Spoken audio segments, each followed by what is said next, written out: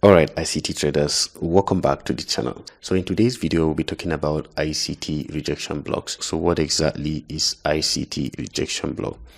I have the exact definition of what ICT himself used in defining a rejection block, and I'm going to define it correctly as he did.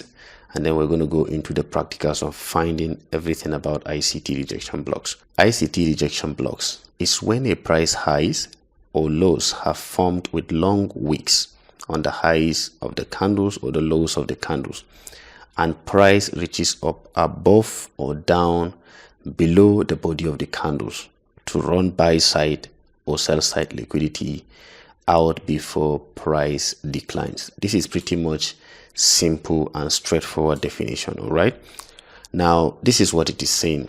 I have some delineation of ICT rejection blocks right here. This is ICT high that was formed right here. Okay, you can actually see when the high is formed, you're going to see it with long wicks. You need at least 2 to 3 candles, and then the candlestick that has the longest wick among those highs that were formed is your rejection block. The candlestick that has the highest wick among them, mostly I consider the one at the middle.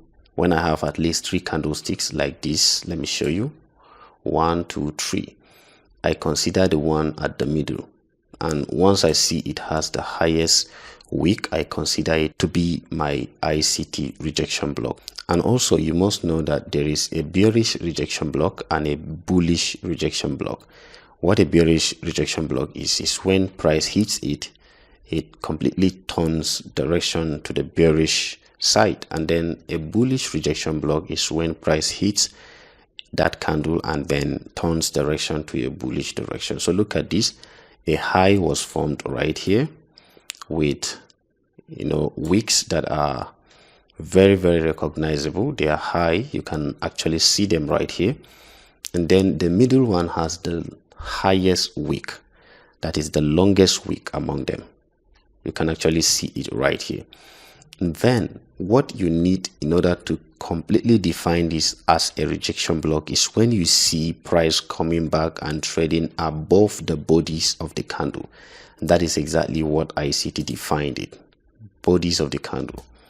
Can you see?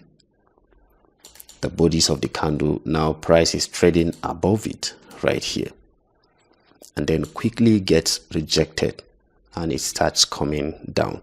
It's from the word rejection. Price reaches above it. Mind you, this is not an order block.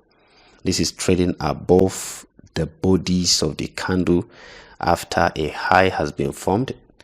In the case of a bearish rejection block, you can see them right here. You need at least 1, 2, 3 candles, and then the middle candle has the highest wick. That is your rejection block. Seeing price trading above it, you can actually see this is the exact definition that ICT used. Price reaches up above or down below the body of the candles, the body, not the wicks, to run buy side liquidity or sell side liquidity out before price declines.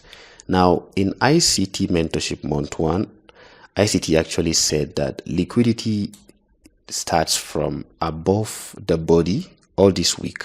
You can actually see here, above the body and above. All this place is filled with liquidity, and liquidity is simply money.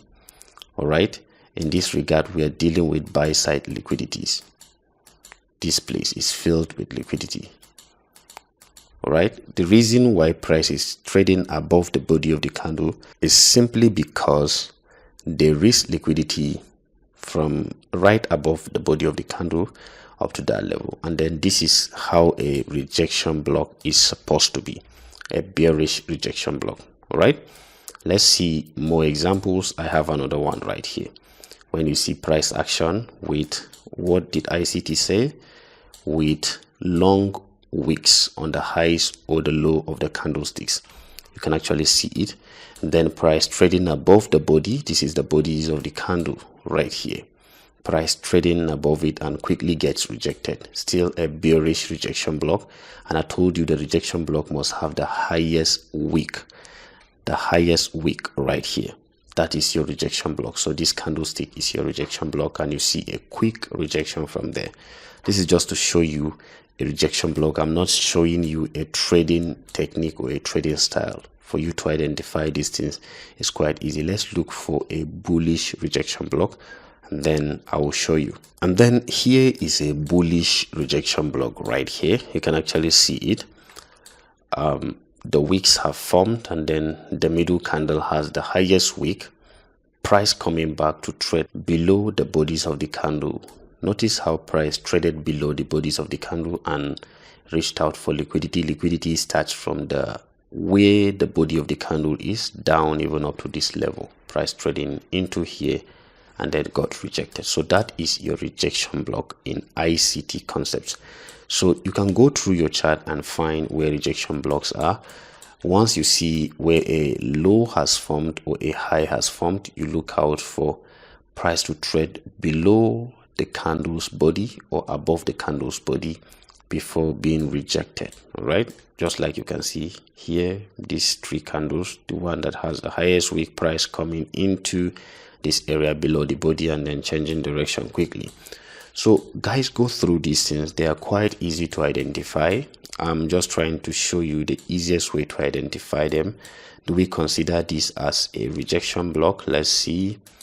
The bodies of the candle is here. This is not a rejection block. Price have not traded into that area.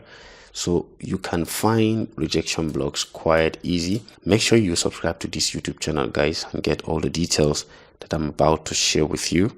Thank you guys for watching. See you in another video.